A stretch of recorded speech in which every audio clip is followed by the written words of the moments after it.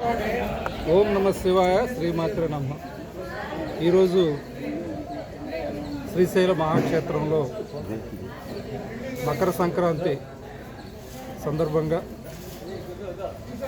7 రోజుల పాటు జరిగేటువంటి ఈ బ్రహ్మోత్సవాలకు అంకురార్పణ జరిగింది.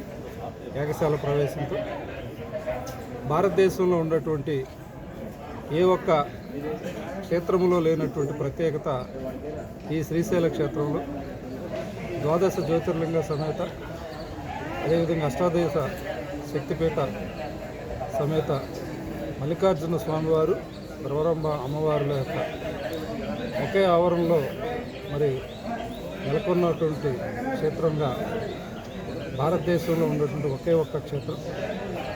అదేవిధంగా ఒకే సంవత్సరంలో 2 బ్రహ్మోత్సవాలు పక్కపక్కనే వచ్చేటువంటి ఈ యొక్క క్షేత్రంలో ఈ రోజు నుండి 18వ తారీఖు వరకు పంచాహ్నిక ఈ బ్రహ్మోత్సవాలు జరుగుతాయి. వీటికి సంబంధించినటువంటి అంకురార్పణ కార్యక్రమం ఇప్పుడు యాగశాల ప్రవేశంతో చండీ స్వామివారిని పూజాది కార్యక్రమాలు పూర్తి చేయడం ద్వారా జరుగుతుంది. ఈరోజు సాయంత్రం 7 గంటలకు